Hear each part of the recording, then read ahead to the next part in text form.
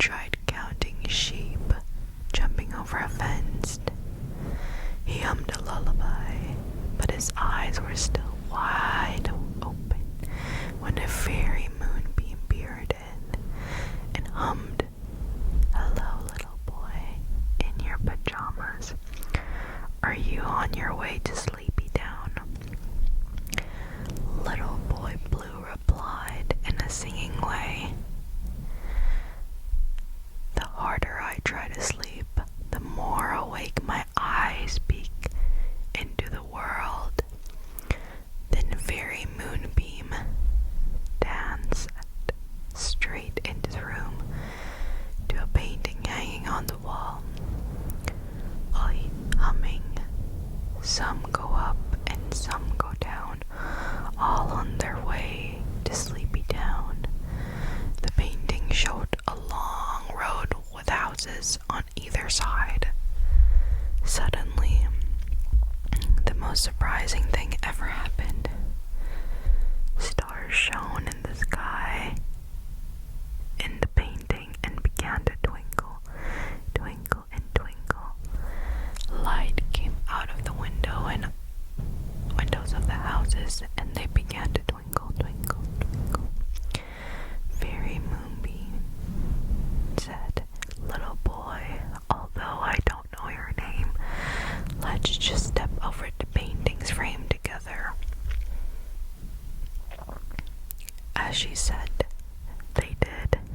They went together on the road to Sleepy Town.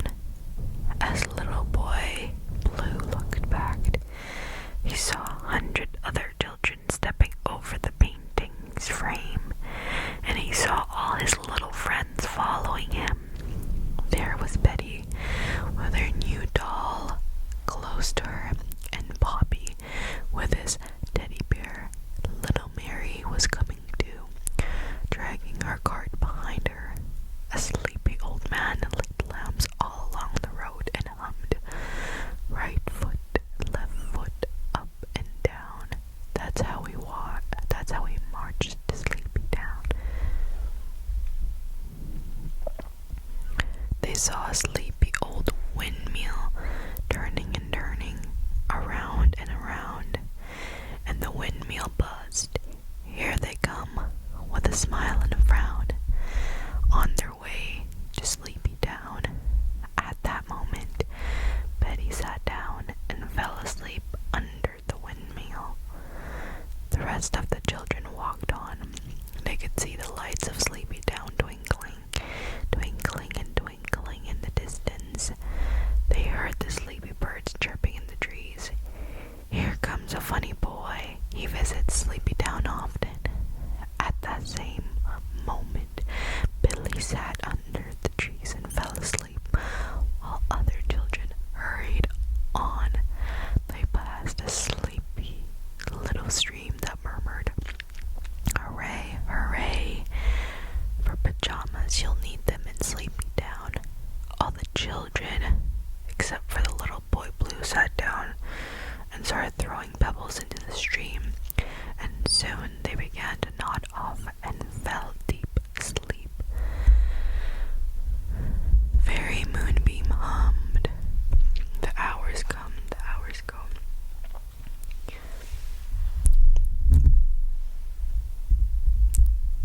The Sandman rocks to and fro, and sure enough, there was a sleepy old Sandman rocking back and forth in a hammock.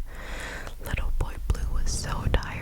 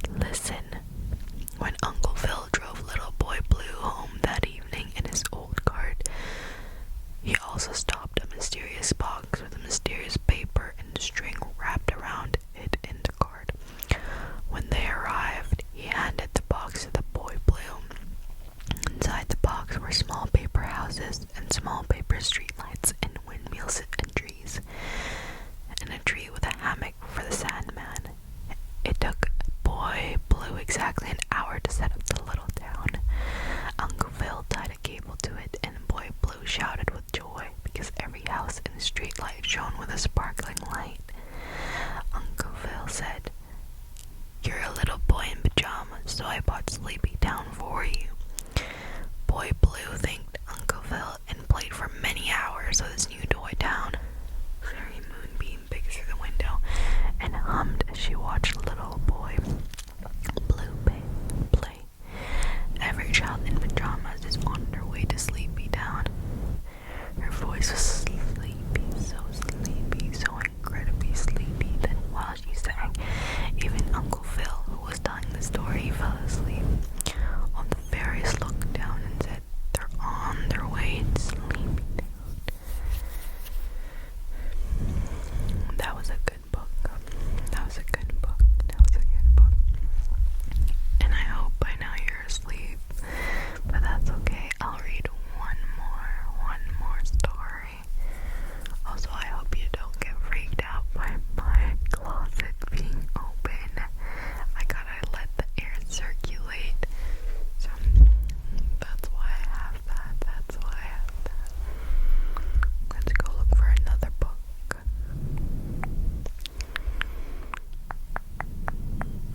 Okay, guys, we're gonna do the Three Little Pigs. The Three Little Pigs. Three Little Pigs. Three Little Pigs. Three Little Pigs. Do you guys remember reading the Three Little Pigs when you were younger? Because I do.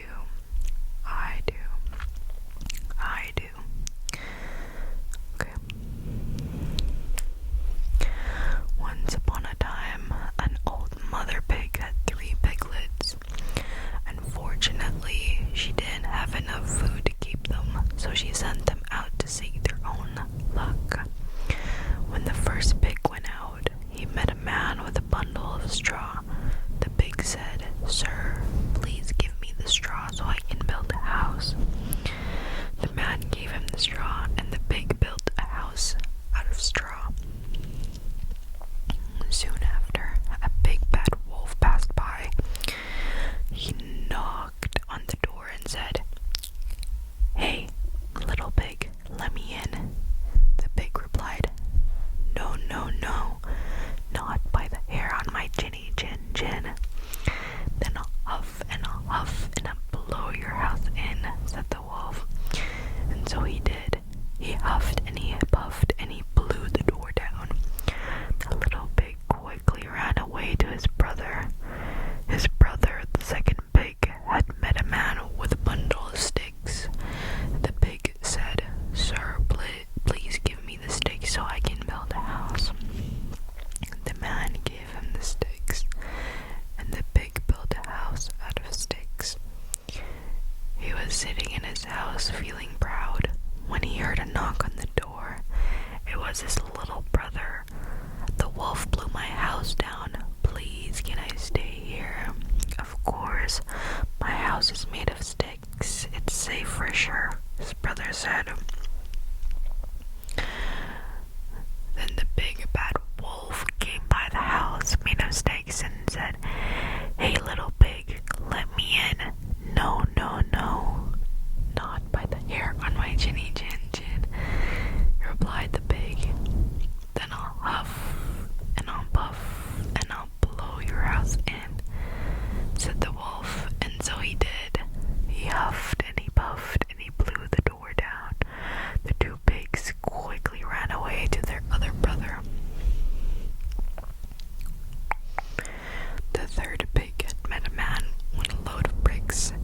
The pig said, "Please, sir, give me those bricks so I can build a house." The man gave him the bricks, and the pig built a house out of bricks. He was sitting in the house when he heard a knock on the door. It were his brothers. "The wolf has blown our houses down. Please, can we stay here?" "Of course. My house is made of brick. It's safe for sure," the brother said. "But the wolf will surely come around here. Let's make a plan to make sure he never bothers us again." So the 3 little pigs came up with a plan, and just like the pig predicted, the wolf came to his house. The big bad wolf came to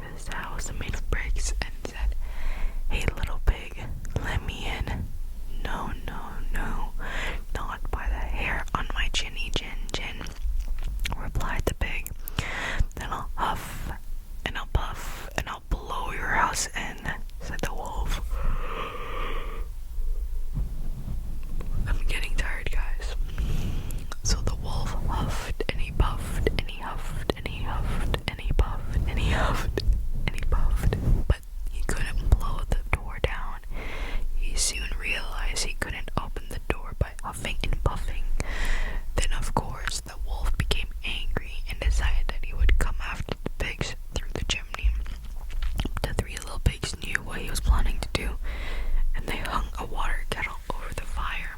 And just as the wolf came down the chimney, he took the lid off the kettle. The hot steam reached the big bad wolf, and with a big howl, the wolf shot up.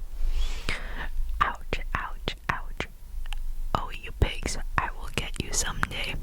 And the wolf ran away as fast as he could. And after that, the big bad wolf never came back. He was too scared